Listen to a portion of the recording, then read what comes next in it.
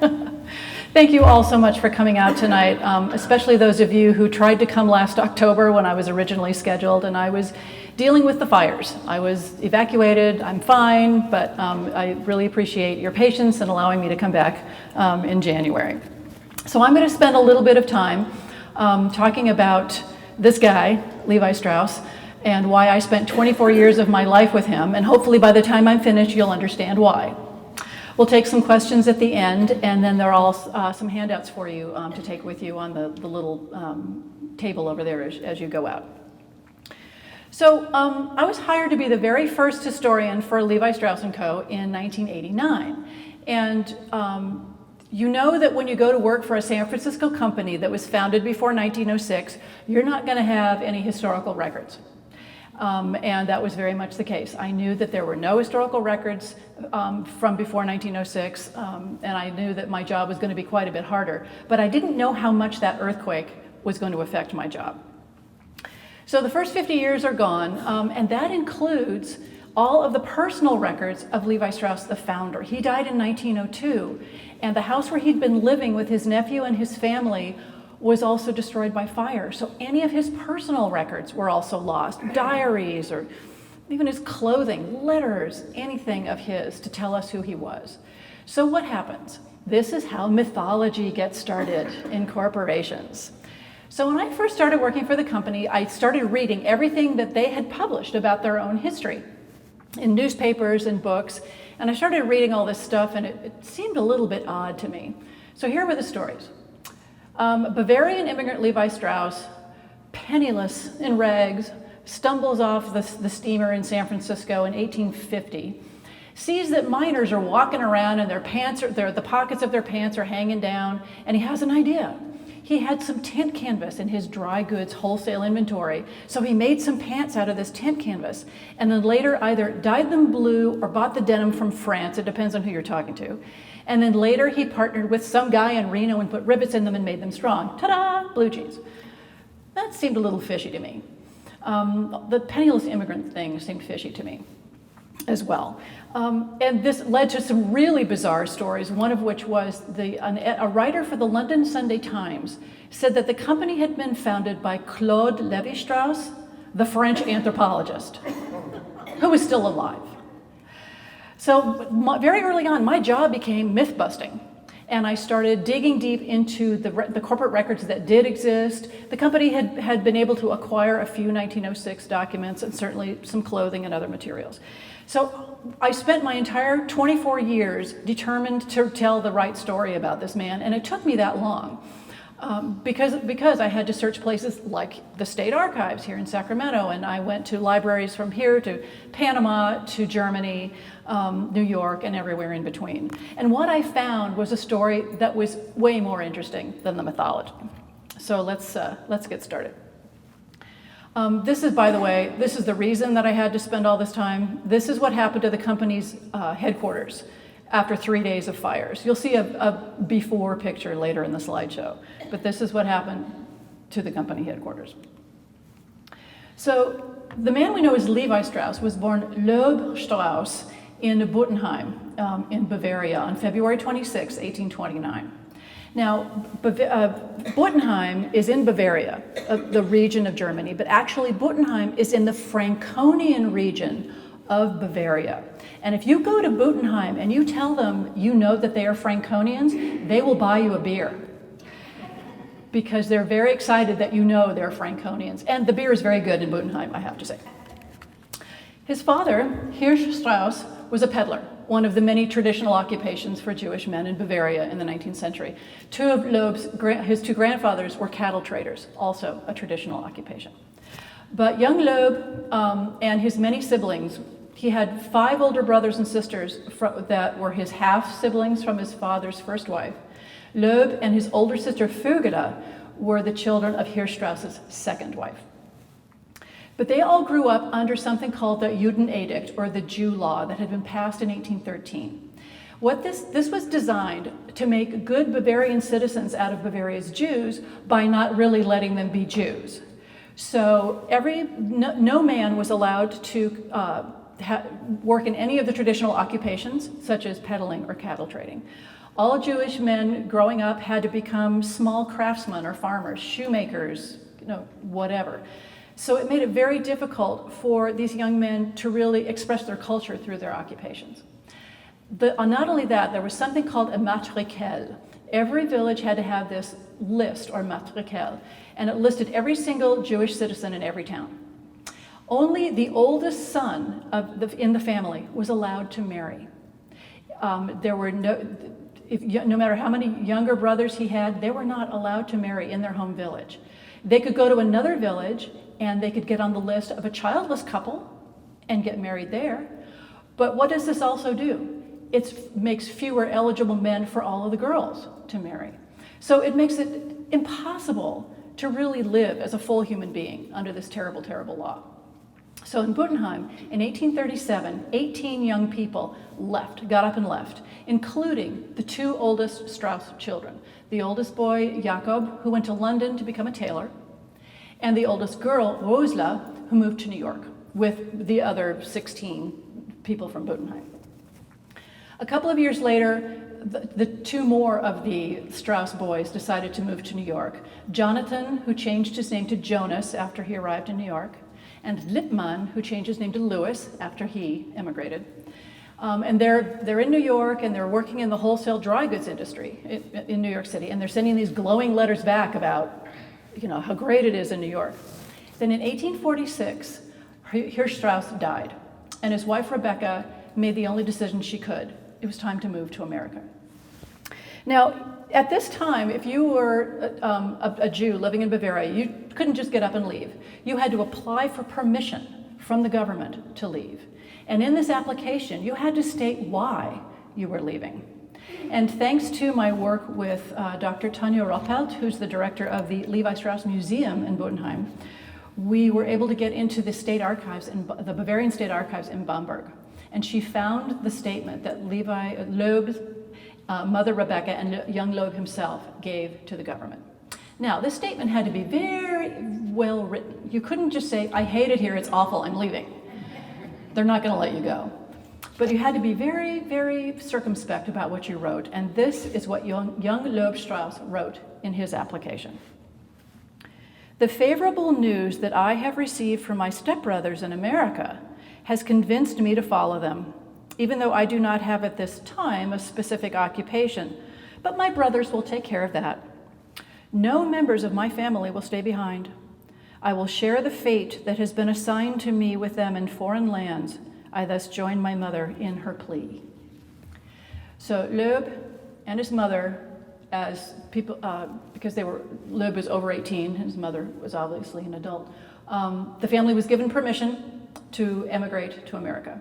So young Loeb, his mother, Vögele, and the youngest half-sister, Mila, all got on a boat, went to Bremen, got on the boat, and made the ghastly steerage passage from Germany to New York City, where they arrived somewhere between April and October 1848. I never could find their passenger list. It just bugged me. I could never find it. It makes the historian crazy. But anyway, I couldn't find it. Sometime between the spring and the fall. And they moved to this area. At the time, it was called Klein Deutschland, Little Germany, because there were so many Christian and Jewish German immigrants. It's today's Lower East Side.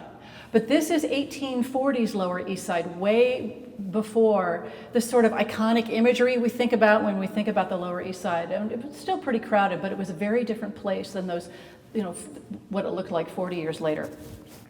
The two Strauss brothers were living together, so everybody moved in all into the same house. And young Loeb started learning the dry goods business. And what his brothers were, they were urban peddlers. They didn't put a pack on their back and trudge through the woods outside of New York, but they had city contracts. They purchased or arranged to have made dry goods, clothing, blankets, handkerchiefs, soft goods, that kind of thing, as opposed to, say, hardware. And they had the small stores of the Lower East Side were their customers. And so they were urban peddlers, and they were like the middleman between the factory and the eventual retailer. That's the business that their youngest brother began to learn. And the family business was called J. Strauss and Brother, J being Jonas, the patriarch. So in 1850, the census taker comes to the Strauss home, and he writes down the name of everybody who's in the house, and suddenly there's somebody there named Levi. There's nobody named Loeb, for a number of reasons. First of all, Loeb and his brothers applied for American citizenship the minute they got off the boat in New York. And there was a 5-year waiting period, but almost every Jewish citizen, Jewish man who came from Germany, certainly, applied for American citizenship immediately upon arrival in New York. But he was learning English, and he was also cultivating customers, and he knew that Americans cannot pronounce Loeb, so he might as well change his name. And he wanted to be an American, so he wanted to have an American name. But he chose one that was appropriate for his own culture, and a name that his Christian neighbors and customers would also recognize from the Bible. So goodbye Loeb, hello Levi. Something else was happening in 1850. The gold rush had happened out here in California, and a lot of young men were leaving the Lower East Side and coming out here and setting themselves up in San Francisco as wholesalers, or coming up to the northern mines, the southern mines, the whole area around here, and opening small stores to serve the miners and their the coming families, as California was certainly beginning to explode population. At a certain point, the Strauss family decided they wanted to get in on the action. And I wish I knew the conversations that had gone on at the dinner table in the Strauss household, because young Levi was the one to make the trip out here to basically open the West Coast branch of the family business. And I wish I knew, did he jump or was he pushed? Was it his idea, or did the family say, guess what? You're the youngest, you're not married, you're going to California. However it happened, he couldn't go for about another year or so because he had to wait for his naturalization to go through. So on January 31st, 1853, he renounced his allegiance to the King of Bavaria, and 4 days later got on a boat for San Francisco. He took the Panama Route, which was the swiftest way to get to California from New York, not necessarily any less dangerous than either the overland or the around the tip of Cape Horn trip. But it was pretty difficult anyway. You took a steamship from New York to the Caribbean side of the isthmus, to the town of Aspinwall, which is today the town of Colon in Panama. And then in 1853, there was a railroad, but it was only built about halfway across. So Levi got on the railroad, went about halfway across to a town called Barbacoas. And at Barbacoas, he got in a boat and on the Chagres River, and that took him to another town, where he rented a mule from Wells Fargo, oh, by the way, and rented a mule and the last 18 miles down to Panama City, where he caught another steamship, which deposited him on the wharf in San Francisco on March 14th, 1853. Now, I figured all that part out fairly swiftly, but when I started with my job, I noticed that every label, every piece of stationery, everything said, since 1850. And there were documents all over the archives that said the company had been founded in 1853. So then I found all these pictures, and you'll see one on the handout that you can get on your way out, that the company celebrated its centennial in 1950. I thought, why would they do that when there was all this evidence that he came here 3 years later? Well, then it dawned on me. They fudged the founding date, so they could have their anniversary the same year the state of California had its centennial anniversary, 1950. So when I heard about this, the CEO at the time was Bob Haas. If any of you know about philanthropy in San Francisco, you'll recognize the Haas name. And he was actually Levi Strauss's great-great-grand-nephew, which is why I call him Uncle Levi. Anyway, I saw Bob Haas in an elevator one day, and I cornered him and I said, you have to change everything from 1850 to 1853. Everything. He's like, okay. And it took a while, but they did. The company had a factory in San Francisco, and I made them make a gigantic 3 and take the 0 off the building and stick a 3 up there. So that's right. Don't mess with a historian, people. Anyway, so what does Levi do after he arrives?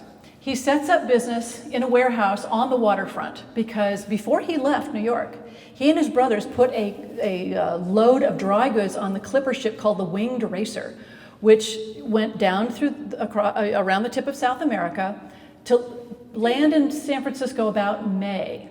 And then that was his first shipment of dry goods.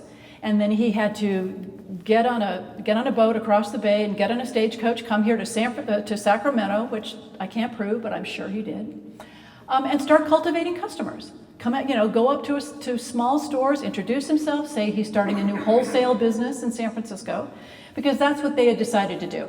The family they weren't retailers, they were wholesalers, and that's what Levi decided to do for the family in San Francisco.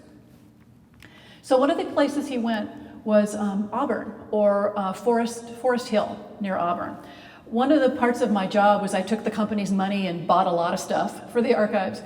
And early on in my career, somebody came to me, they had 10 1850s invoices from Levi Strauss's early business. It's like, how much do you want? Yes, I'll buy them. So we have this wonderful list of the kind of dry goods that Levi had in his wholesale inventory. And there were boots and mantillas for women and everything for men, women, and children. So it was a wonderful selection of stuff. So he's a professional man of business, which is why in that previous picture, he's probably not even 30 in this picture, and he looks very stern because he has the responsibility of the family business on his shoulders. So the one thing I know the least about Levi Strauss is his faith.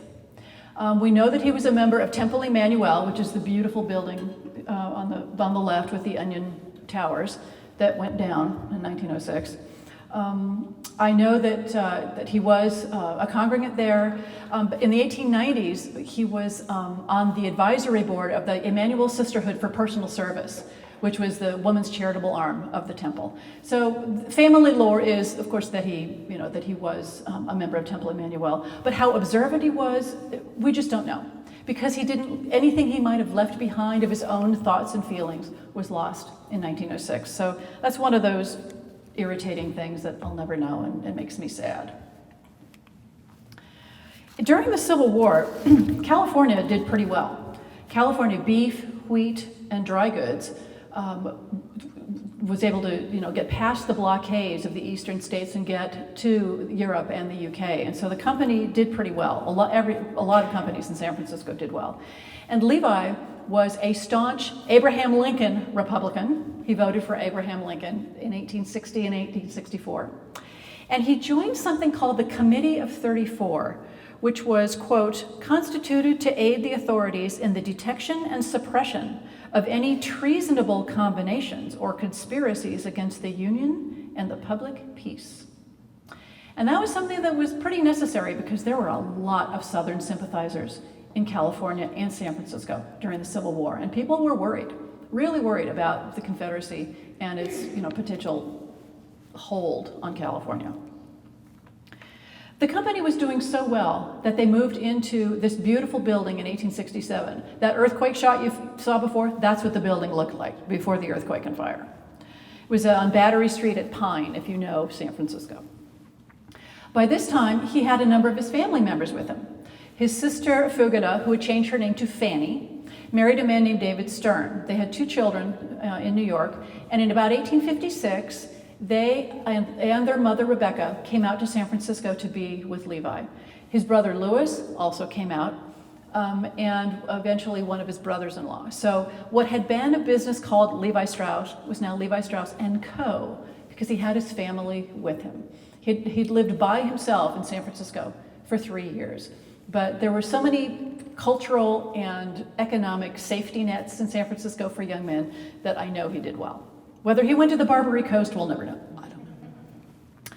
So it was pretty easy to make money in San Francisco, but it was also really easy to lose money.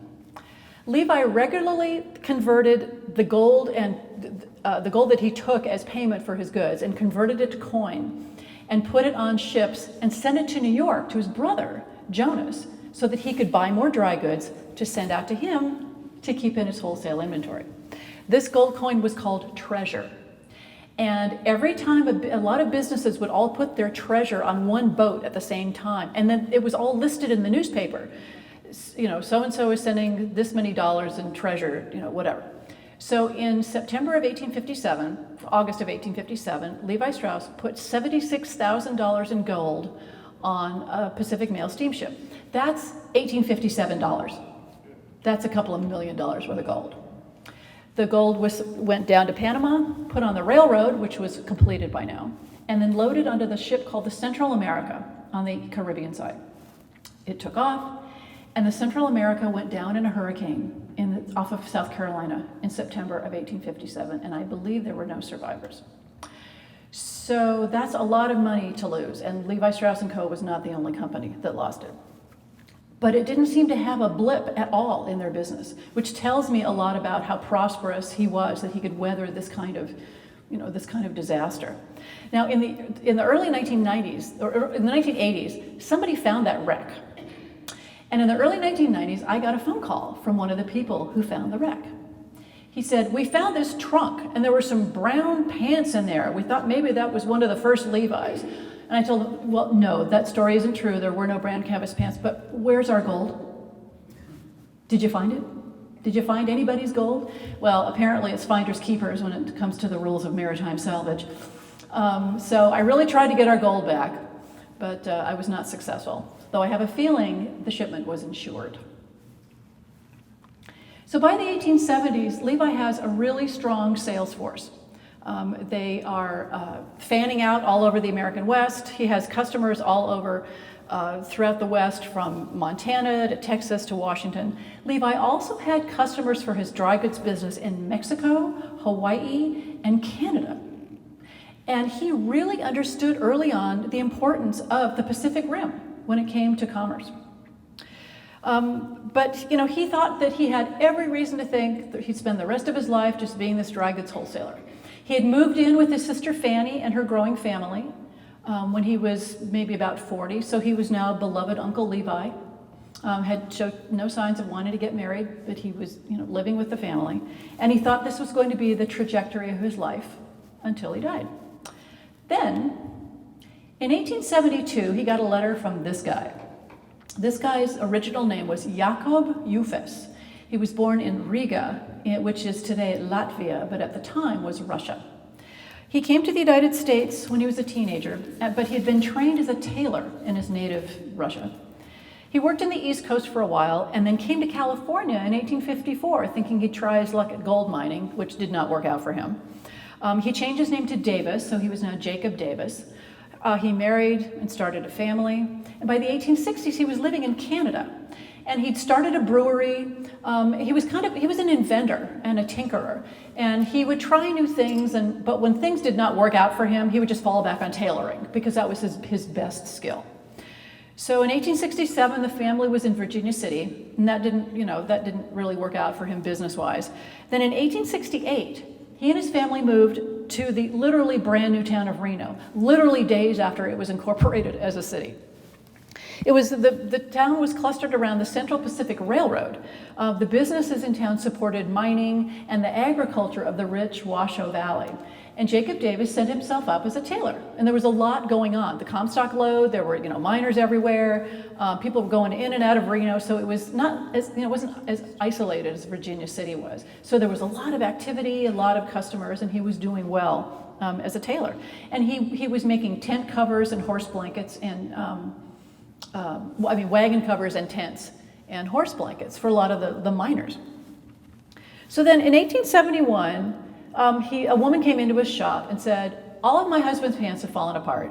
He can't even go outside. His pants are in terrible shape. So can you please make him a new pair of pants?"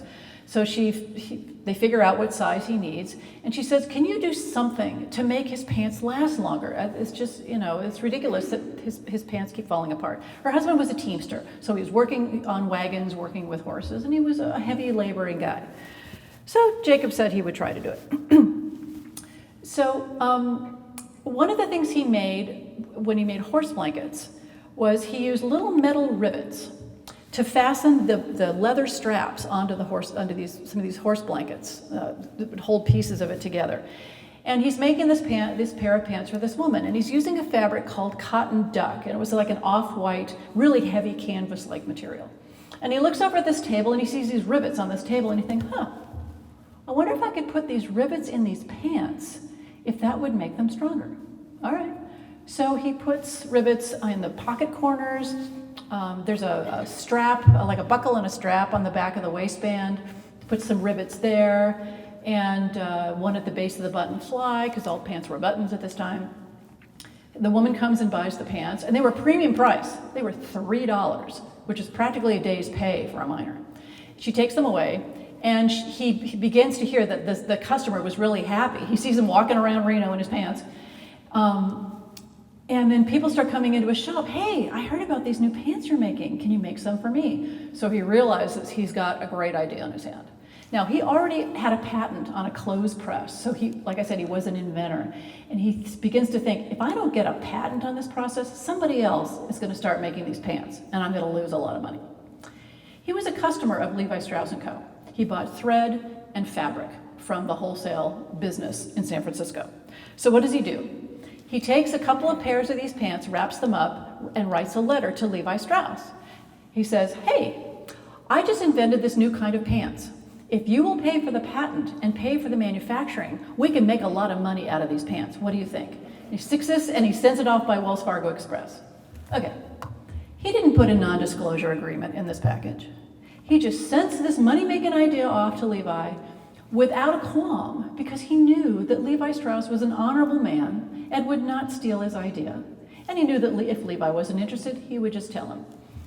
But Levi was not stupid. And Levi thought it was a great idea. In fact, within days, he instructed the company lawyer to sign Jacob Davis up as a partner in this endeavor. And about a year later, and 3 tries with the U.S. Patent and Trademark Office, Levi Strauss Co. and Jacob Davis as an individual received patent number 139121 for the very unsexy title of an improvement in fastening pocket openings, which is literally the invention of the blue jean. So one of the things they did was begin to advertise really fast, as soon as the patent had been awarded, even before they started manufacturing. And there was a very influential magazine in California called Pacific Rural Press, and it was read by ranchers, farmers, machinists, a lot of people involved with agriculture and the new mechanization in agriculture. So these were a lot of different kind of laboring men, and the pants were aimed at working men. So they were also the patent agency, so they had a vested interest in advertising these pants. But Pacific Rural Press ran an ad about the new pants in June of 1873, and here's part of what they said. It talks about how the pants are made just like the best custom-made pants, and all working men are going to want them. Nothing looks more slouchy in a workman than to see his pockets ripped open and hanging down, and no other part of the clothing is so apt to be torn and ripped as the pockets. Besides its slouchy appearance, it is inconvenient, and often results in the person losing things from his pockets. All right, first of all, I don't think miners cared if they looked slouchy. But the point was, this was a new kind of trouser, a new kind of pants for working men. And many people believe this was going to be something very revolutionary. So the men decided to make the pants out of the traditional fabric for workwear, that cotton duck I told you about, and also blue denim. And here's where one of those other pieces, bits of mythology comes into play here. And it's because of the history of denim. So denim is a fabric originated in 17th century France as a blend of wool and silk. And it was a serge fabric, which is a specific type of weave, from the town of Nîmes. So it was called serge de Nîmes. And then English textile manufacturers decided to start making this fabric as well, and eventually it became cotton, and they anglicized the name. So denim became denim in English. By the 18th century, American textile manufacturers were making excellent denim, blue denim, in the many factories lining New England. Now, to this day, there are people in the town of Nîmes who insist that Levi got his first denim from Nîmes. No. And they have to stop. There was no reason for him to go to France because American mills were making excellent fabric. And the very first mill that Levi Strauss Company got their denim from was the Amoskeag Manufacturing Company in Manchester, New Hampshire. It was the biggest textile mill in the United States. They were so huge, they had their own foundry. And during the Civil War, when they couldn't get enough cotton, they made guns. They made fire trucks. They were phenomenally huge. And Levi bought fabric from them already as part of his dry goods inventory. So when it came time to choose the textile manufacturer for his new pants, the Amoskeag was the one they had to go to. So these very first pants, from the back, they looked like a sort of a normal pair of jeans. They were very simple. It was just straight cut, denim, legs attached to the yoke attached to the waistband. What was new about them was the rivets. So what they created was something that was familiar to their customers. Oh, denim pants. Men had worn denim pants for decades, but it was those rivets in them that made them so very new. This is a picture of the oldest pair of pants, the oldest pair of jeans in the Levi Strauss & Company archives. At least when I retired, they were the oldest pair of jeans in the company archives. They're from about 1879. I didn't pay this much for them, but they're worth probably $200,000. And these early pants had one back pocket. You can see the rivets in the corners, and there was a leather patch, and then that sort of strap and buckle on the waistband, which is the way you let in your pants or let them out before belt loops, which did not come along until 1922. So this is what they looked like. This is what men would go into store and buy. So Levi Strauss was not a manufacturer, so he had to get a factory. And until they could really construct their own, he had to lease facilities in San Francisco. And then he had to advertise for sewing machine operators to work in these factories. So here's a typical ad from the San Francisco Chronicle in July of 1873. Wanted, 50 first-class female sewing machine operators who can bring their own machines with them. All right. Either Singer's #1 or Grover and Baker's #1 for sewing heavy work, steady and remunerative employment. Okay, I had this terrible, terrible image of these women, walking up Market Street, just dragging their sewing machines. But home sewing machines were very small and very compact, and women were used to carting them around, in their homes, to their neighbors' homes, whatever. So very quickly, the company was able to lease machines so these poor women didn't have to, bring their own. And they worked in fairly pleasant surroundings, and there was a space on, eventually they got a factory on Fremont and Market Street, right near the south of Market area. They got a lot of answers to their ads. And Jacob Davis and his family were now living in San Francisco. Levi said, I don't know anything about making pants, so why don't you come, and you're my partner now, come into San Francisco, I'm gonna put you in charge of the factory, I'm gonna stick with dry goods, that's what I know. So to make it easier for Jacob, Levi Strauss bought his tailoring shop from him in Reno so that he had enough money to move to San Francisco. And 2 years later, he sold it back to Jacob Davis for $1 so Jacob could turn around and sell it again and make a little more money. It's little tidbits like that that gave me insight into Levi's personality. So much more than I could read, in some sort of, financial ledger page. I love that story. And that was a story that was ferreted out for me by the state archivist of Nevada. State archivists rule, don't they, Nancy? So if you were a Levi Strauss & Company employee, it wasn't all work. This is actually an employee picnic on Angel Island in San Francisco Bay in 1899. Okay, so who were the new customers for these pants? They were the working men of the West. They were cowboys. These are actually some Texas cowboys. The cowboys were among the very earliest users of the jeans and were an advertising and marketing image for the company well into the early 1990s. So they really liked those jeans. They were very comfortable in the saddle all day.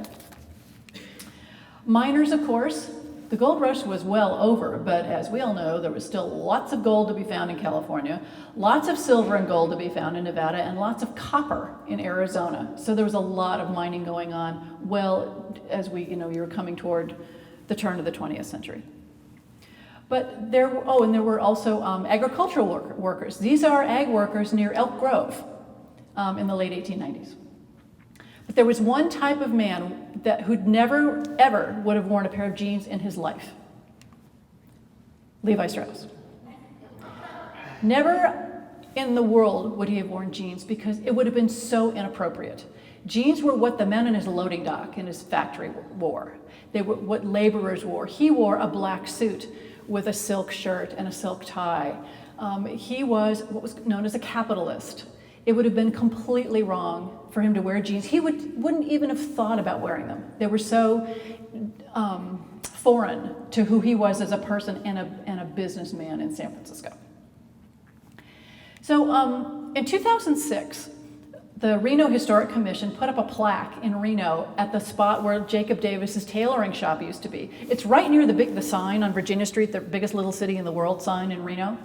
And they invited me to come and bring a historic pair of jeans to the presentation and the reception. So I decided to bring along that pair of pants I showed you earlier, the $200,000 pair of pants.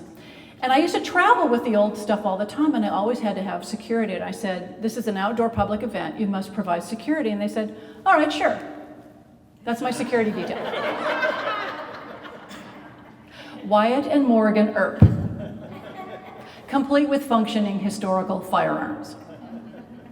The jeans are in the case I'm holding in my hand. These guys were a hoot. There was a reception after the outdoor event, and I was in their truck with them, and they're talking at each other. They're saying like, we could just take those jeans from her and leave her out in the desert to die. They were very fun.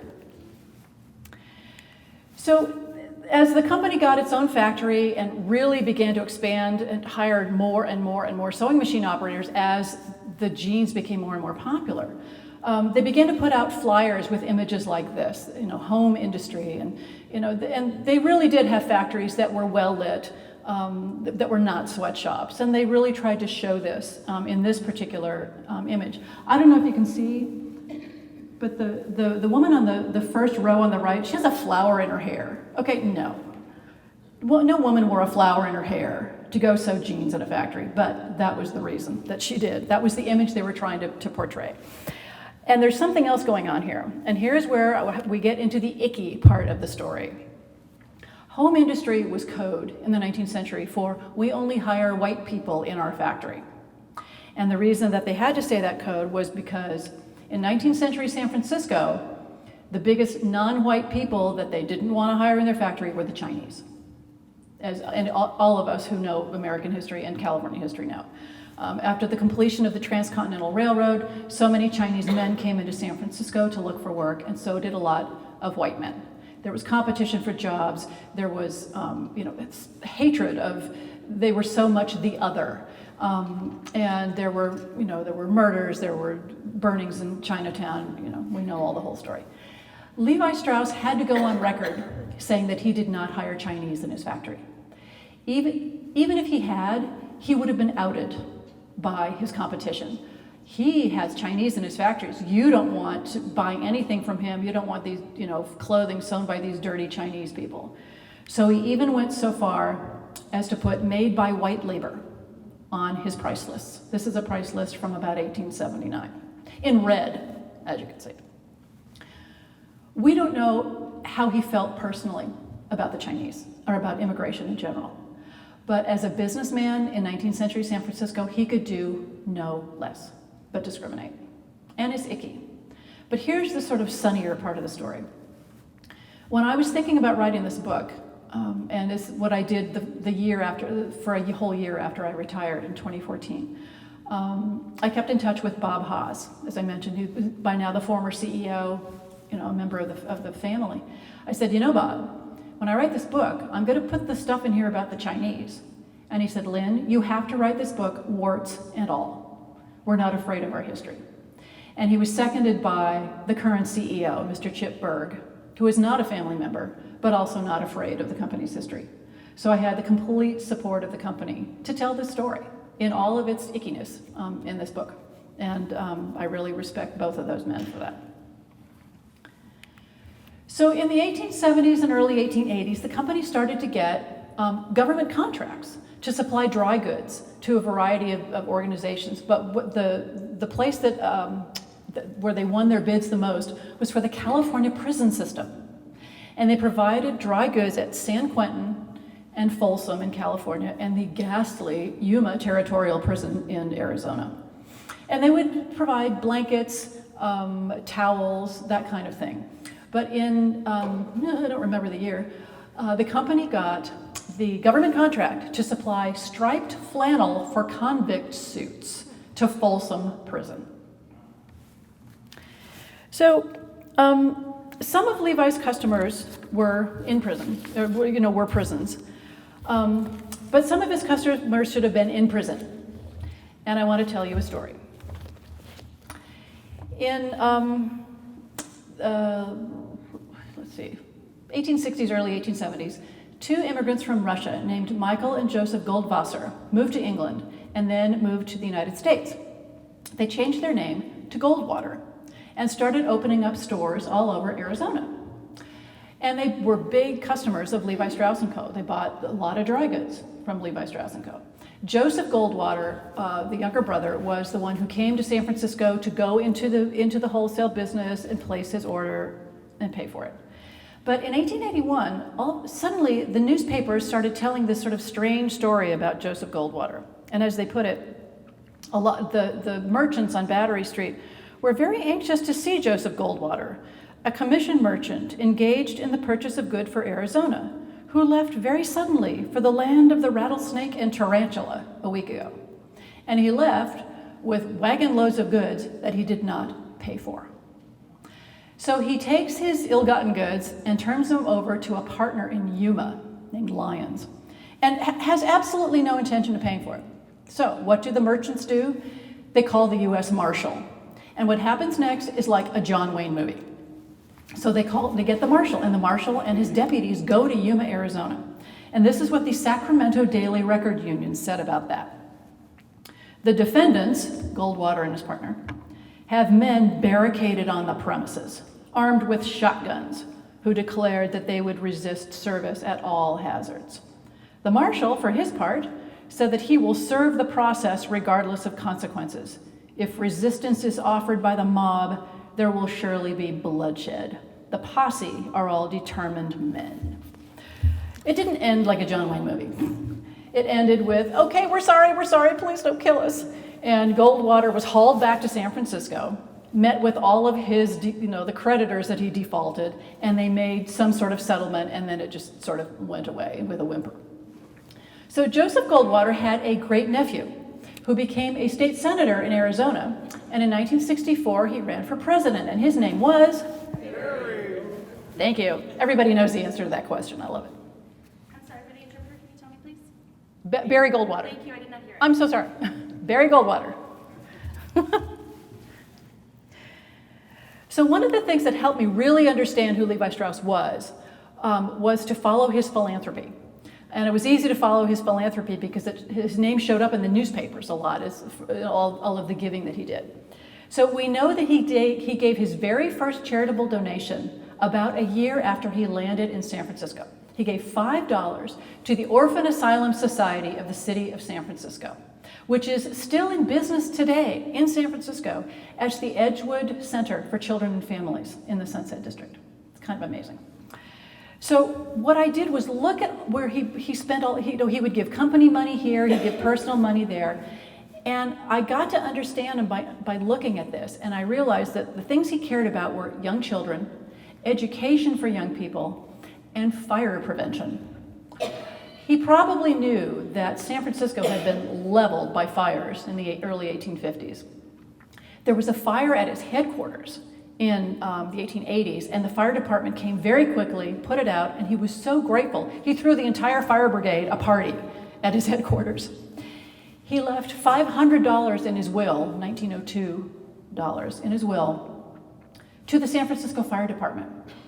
And his nephew gave the check to Fire Chief Dennis Sullivan, who was one of the first people to die during the earthquake and fire of 1906, the fire chief. So the other thing that was very important to him was the welfare of young people. The Society for the Prevention of Cruelty to Children was founded in 1876, and Levi was a vice president of the organization until the day he died, more than 25 years later. He cared deeply about children. He was really interested in the new kindergarten movement. It was something very new in San Francisco. And this would be a recurring pattern for him in the rest of his life. And again, one of those things that gave me insight into his character. As a businessman, he also knew something else. If you have a patent, you don't get to keep that forever. A patent is eventually supposed to benefit the public. And then so things like drugs and seeds eventually become generic after they've been patented. And the inventor gets to benefit from that patent for 17 years. They can renew for 19, or renew for 2 more, which is what it was like in the 19th century. But eventually the patent becomes public domain. So Levi Strauss knew in 1892, anybody who wanted to could start making riveted clothing because they were the only company allowed to do that before then. So the company and the man decided we better start creating some sort of marketing images to associate with our jeans. And in 1886 came up with the very famous 2-horse image, the 2-horse pole, that they began to emboss on that leather patch on the back of the jeans, which before had only had their name, patent riveted clothing, and the size. So the 2-horse pole, and we don't know if there really ever was one, I have no idea, but it was a really powerful image. And this served a couple of other purposes.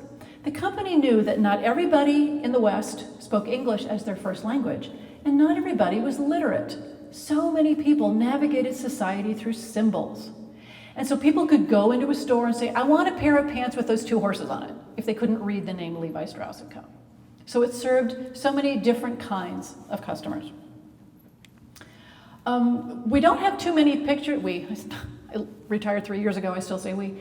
The company doesn't have a lot of images of Levi Strauss in the archives, but the family members who did not lose everything in 1906 did have some in their private collections. And so this is one of the later in life images that we have of Levi, as he's now not only this amazingly well-known dry goods wholesaler, he's also now the head of this company making these amazing new pants. And beginning to look like every other portrait of 19th century capitalist. So here we have another piece of myth busting. It's that number 501 for the jeans. Nobody knows what it means. This is an invoice from 1898. Somewhere around 1892, when the patent ran out, the company started using that number. Now prior to that, the jeans were just called XX, XX, which was an industry term about the strength of the product. But they started making other denim pants, they made jackets, hunting coats, and shirts.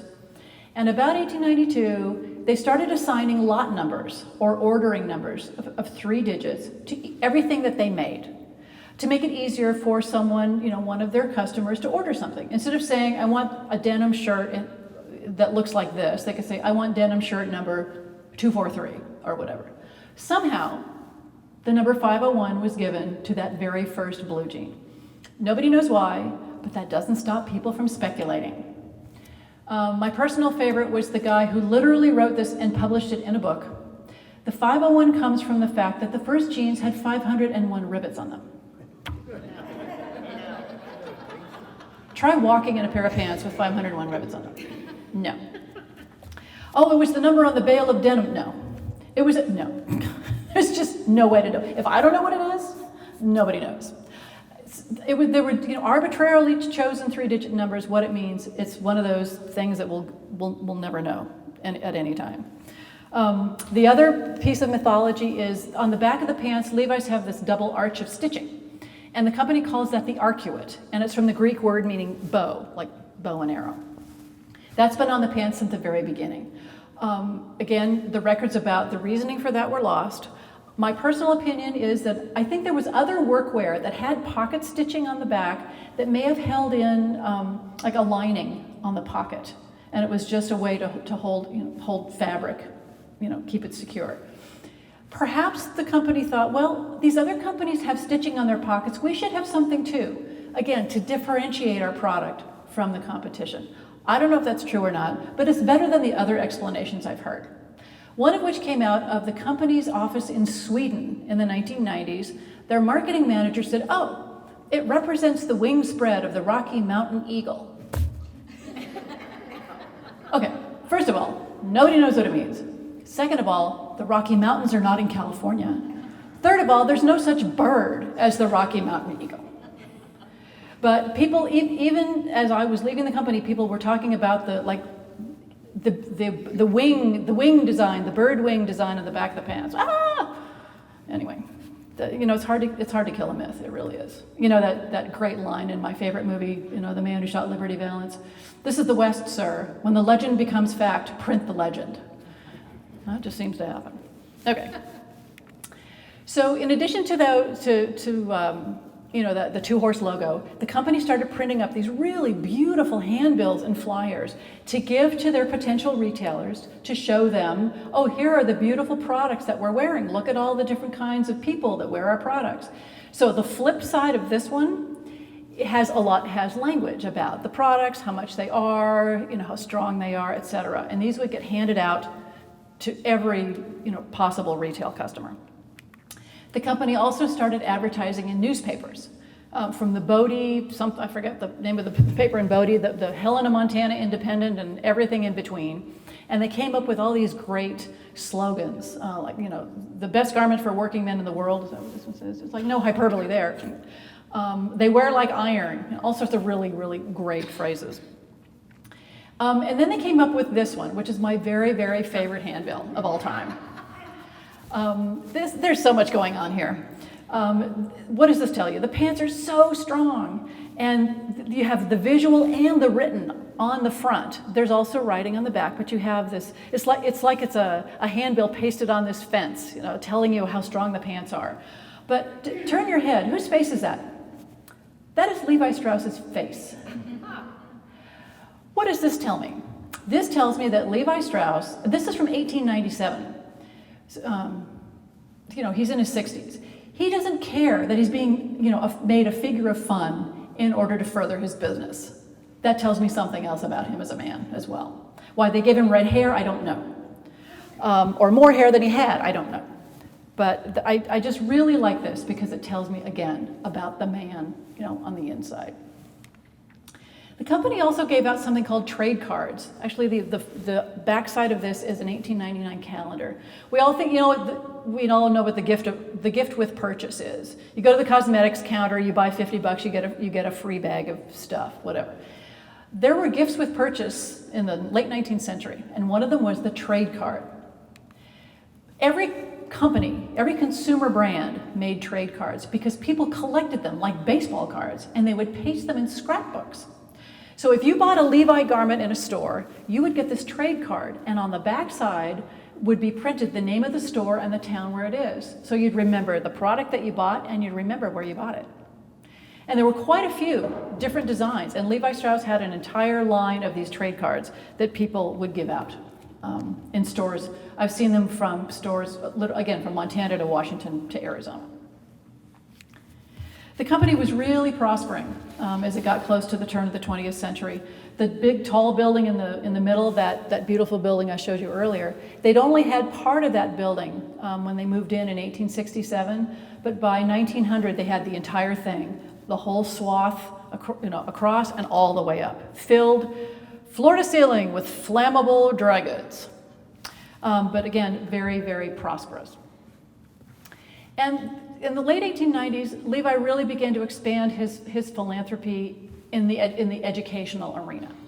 In 1896, he and some other men in San Francisco heard that over at Berkeley, at the University of California, students couldn't use the library at night because there weren't any lights.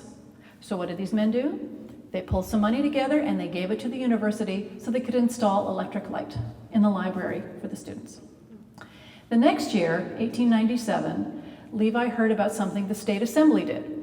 In 1897, there were 35 assembly districts in California, and the assembly funded one scholarship from every district to go to the University of California at Berkeley.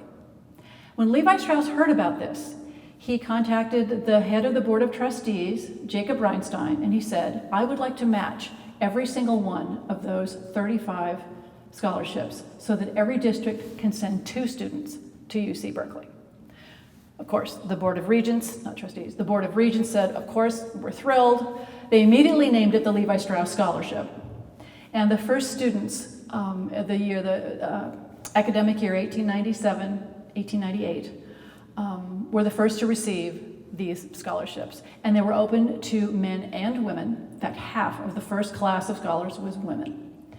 And in March of 1898, they all trooped into it and showed up at his house, where he just, happened to be having dinner with Phoebe Apperson Hearst, mother of William Randolph Hearst, and head of the Board of Regents, Jacob Reinstein. And they presented him with a plaque thanking him for what they had done. His generosity had allowed him to go to UC Berkeley. This is a page from the Blue and Gold yearbook from Berkeley in 1900, and Levi is in the middle on the left, right next to Phoebe Apperson Hearst. And the follow-up to this is that the Levi Strauss Scholarship is still in place at Berkeley. The company has kept it up. It's a little bit more than $125, which is what it was in 1897. And a few years before I retired, I had the great honor of hosting the current crop of scholars to visit the archives and visit Levi's Plaza. Originally, the scholarship was only for California residents, but it is now open to anyone who wants to go to UC Berkeley. And I think that's pretty wonderful. Levi Strauss never married. He was a beloved Uncle Levi for the rest of his life and lived with his family, his sister's family. When his sister died and all the other children married and moved into their own homes, Levi stayed with his oldest nephew, Jacob Stern, and his family at their house on Leavenworth Street between Post and Geary. A lot of people ask me why he never married. We'll never know. But it was unusual for someone, for a Jewish man, not to marry, especially moving into a new city and wanting to raise a family and begin to make a real home in his new city. But he never felt the need for it. And he gave a lot of interviews at the end of his life in which he said that his life had been his business. And that might be why. But, we'll never really know. But he never forgot where he came from. And in 1900, he made what was probably the most personally fulfilling donation of his life. He hadn't been back to Buttenheim since he left, almost 50 years earlier. But he heard that the city fathers wanted to clean up the cemetery. They wanted to pull all the weeds, clean off all the stones, but they only had half the money they needed. Levi sent the other half of the money. Because this is actually a picture of his father's grave in the cemetery in Buttenheim. His father's buried there. His grandparents are buried there. His great-grandparents are buried there. He wanted the home of his ancestors, the place where his ancestors rested, to be clean and for them to be remembered and to be able to be seen. So he paid for that to happen. And actually, the city of Buttenheim has done that a number of times since, and they literally just finished another project of cleanup. And I took this picture in 2009, and it's a lot cleaner today, thanks to the people in Buttenheim. Levi died on September 26, 1902. He was 73 years old, and he'd worked almost up until the day he died. And he just hadn't felt well for a couple of days, and he passed away in his sleep. The funeral was held out of his home. Rabbi Jacob Vorzanger of Temple Emmanuel gave the eulogy in the home, and then he was put on a special train and buried in Home of Peace down in Colma, where he has a lovely mausoleum. And his will was published in the newspaper. In those days, the wills of prominent people were always published in the newspapers as soon as they became public documents. And it was an astonishing document. First of all, his estate was worth $6 million in 1902. A lot of that was real estate. He owned a lot of real estate, and not just in San Francisco, but all over California. But he left the business to his four nephews. He had four nephews. He also had three nieces, and he left each of his nieces $25,000, not to be administered by their husbands, but directly to his nieces. He gave thousands of dollars to Protestant, Catholic, and Jewish orphanages, thousands of dollars to the Eureka Benevolent Society, which was the Jewish society that aided Jewish immigrants who came to San Francisco. He may have gotten aid from them himself. But the bulk of his estate was in his business, which went to his four nephews. So the earthquake happens, the building goes down. What do his four nephews do? They were very, very wealthy men. They had all worked in the business. They'd been part of the business as soon as they were old enough to work. But they didn't have to. But they did. But they rebuilt the business anyway. This is a picture of the building that was finally opened in 1908. It's still there on Battery and Pine. It's 98 Battery Street. They could have rebuilt the building and named it after themselves, Stern Brothers, but they didn't.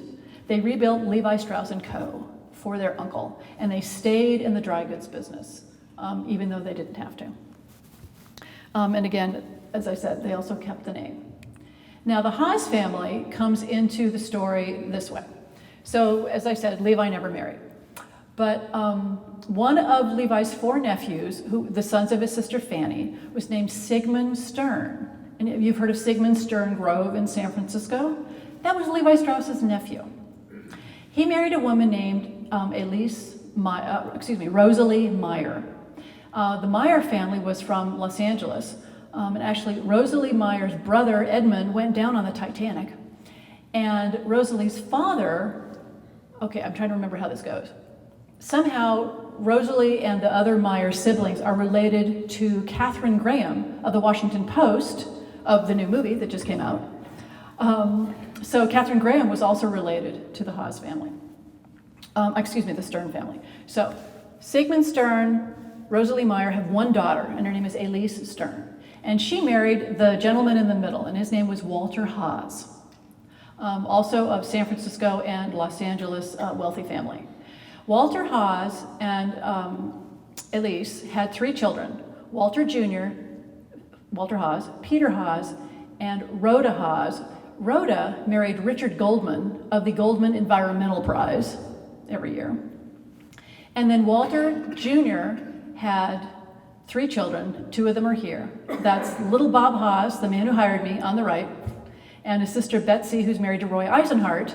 And if you listen to the Commonwealth Club broadcast, that's Roy Eisenhart, who does a lot of the interviewing, actually interviewed me when I spoke at the Commonwealth Club last March. This is that picture that thing I was telling you about at the beginning. This is the not centennial of 1950.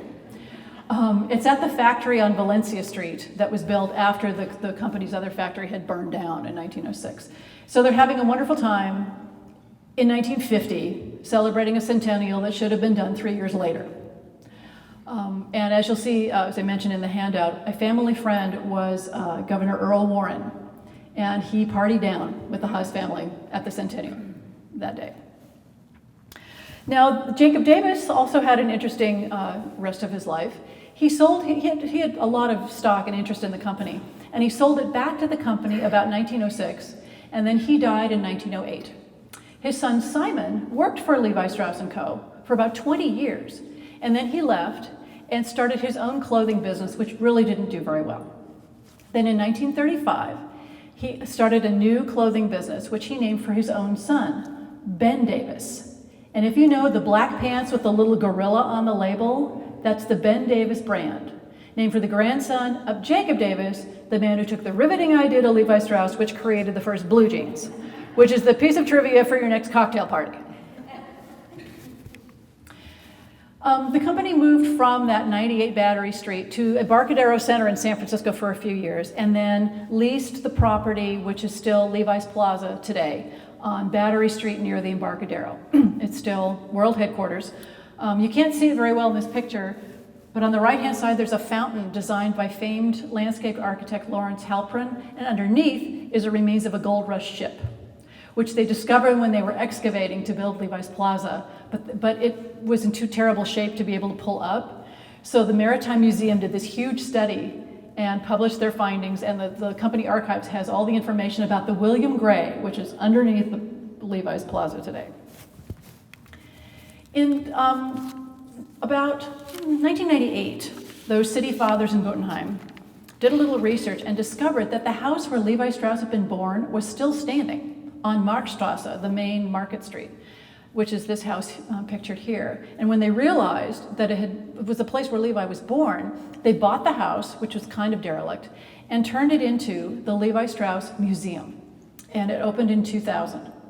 It's a wonderful place. I highly recommend you go to Bottenheim and go to the museum and have a beer. At first, I helped create the museum. There were just exhibits about Levi Strauss the man, and then they've really expanded their mission. They've done a lot of exhibits about Jewish life in Bavaria, the history of fashion in Germany, and they have a really good relationship with the the head office of Levi Strauss Germany, which is in Frankfurt. They have meetings there. It's a really wonderful, wonderful place, and I highly recommend it. So I want to end my talk with this photo, which is not from the Levi Strauss & Company archives, as most of these other, actually almost all of these other images are. Fairly soon after starting my job, I got a phone call from a man in San Rafael. His name was Dr. John Michael. He was the great-great-grandson of Jonas Strauss, Levi's oldest half-brother. Jonas Strauss's daughter, Charlotte, I believe, Caroline, had married and moved to San Francisco in the mid-19th century, but she had never gotten to know her Stern family relatives. They were right there in the Bay Area together and never really got to know each other. But he had a lot of family information, and so we started to get together, and now he and his wife Harriet and I are very, very good friends. But he had this picture of Levi Strauss in his family archives. I love this picture to pieces because it's the only one where he's really like smiling and sort of showing himself as like this regular guy with the cigar in his mouth and the Panama hat. You know, it looks like maybe it was kind of a cold day, his collar is kind of turned up, but whatever is happening, he's happy. And I love this picture, and I want to leave you with a quote about him, which I think encapsulates everything I've talked about and rambled on for the last however long. In 1960, somebody at the company was very smart, and they got in touch with people who'd worked for the company when Levi Strauss was still alive. And they talked to a sewing machine operator, and they said, "Did you know Levi Strauss?" And she said, "Yes." "What was he like?" She said, "Well, he was tough, but a fine fellow." Thank you very much.